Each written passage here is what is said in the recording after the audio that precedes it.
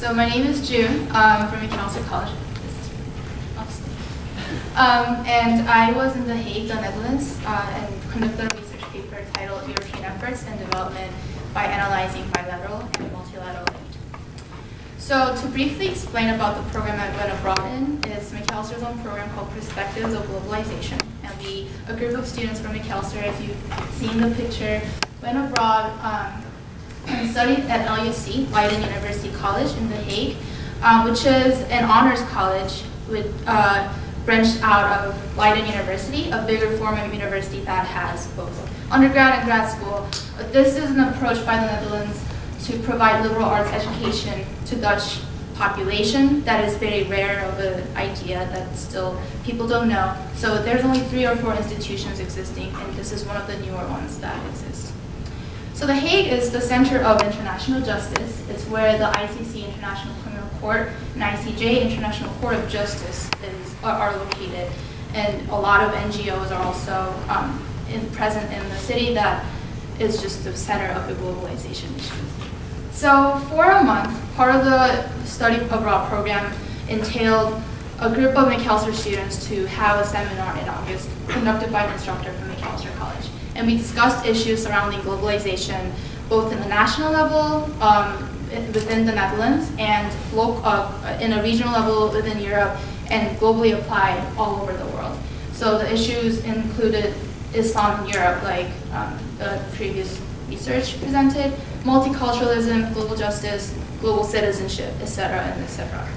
So also, we had to write our own research project at the end of the semester, and I struggled a lot and started out with this idea of global citizenship. And my definition of global citizenship means about caring and helping others out, not just within your own country, but everywhere around the world. So I believe that in an individual level, it's about sharing and donating all the resources that you have with others who might be lacking.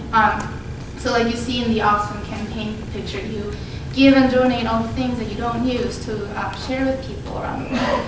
But in a more of a national and state level, I believe that is through aid. And that is a picture of some of the food that is provided by the EU. So this kind of made me focus on aid and development in general to really write a paper for myself.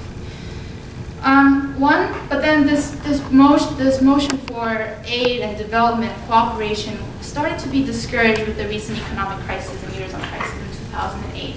And there's been a lot of talk whether the EU, for example, should continue its budget to be expending for development, or should we be cutting them because individual member states itself is suffering from all kinds of economic crisis. So this has been an ongoing debate, and the EU actually recently made a decision to cut its budget, and this is the first decision ever in decades of the Union's history that they actually decided to reduce the budget.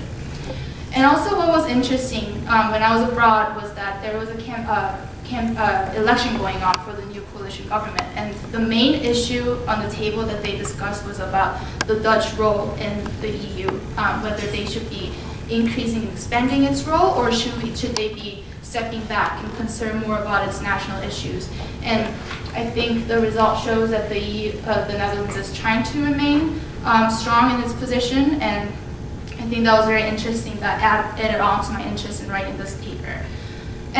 But also what was intriguing was that this list of countries, the top 10 aid contributors in 2012, actually are all European countries, despite all these crises and discussions that they were having. So I was very, very curious, what was it about the European countries were so strong with this involvement in development and the international commitment. And one of the themes that circle around in terms of development aid is about increasing aid effectiveness. And the European Union is actually pretty well known for this effort in promoting this idea. And this is actually where I'm leading into my discussion of the paper, how to increase this aid effectiveness, how to use money wisely to actually kind of achieve these development goals that the world is trying to work toward for. So this is something to know for. So to do this, I picked 3 donors in the European region, 2 bilateral donors, and 1 multilateral donor. Norway is, interesting bilateral donor not being in the EU. I don't know if any of you knew that. And the Netherlands, a bilateral donor within the EU system. So it's a good comparison whether being in the EU or not would be good or not. I thought that was an interesting comparison. And the EU as a multilateral donor. To measure or define effectiveness, we often just talk about effectiveness and just like let it there. And a lot of literature in development aid don't really emphasize this or define this. And I also struggled a little bit. But through these two indices that I measured through, I attempted to kind of separate this idea of effectiveness in two parts. One in QU, one is the framing of the policy or delivering aid part, which is measured through QODA, and the CDI, Commitment to Development Index, which is the implementation of policy in countries to achieve the goals. So QODA, just measuring aid effectiveness or quality of aid through kind of measuring aid agency effectiveness, the first part of effectiveness I talked about. And they do rankings of countries and scores them in 4 dimensions that I kind of cut out for this time's sake because it was a short PowerPoint. But I realized that the EU is actually the best performing donor in terms of delivering aid to the country that they are focusing on. And they do this in a very various way by standardizing their policy, kind of having the holistic coherence mechanism going on that kind of unifies the voice of all member states as a union in general. And the next step is the implementation of these policies and how these policies actually work on the field. And the CDI is measuring this by rating rich countries based on how their government policies facilitate development in poorer countries. And the A portion of the score is as you see, and unlike QODA measures, the bottom line, the EU performs the worst. And Norway is continuously doing better, Netherlands kind of doing bad. With this economic crisis, it's kind of going down and down and down. So the conclusion from this is that Norway performs the best in terms of implementing the policy, whereas the EU is good at more of delivering and framing the policy.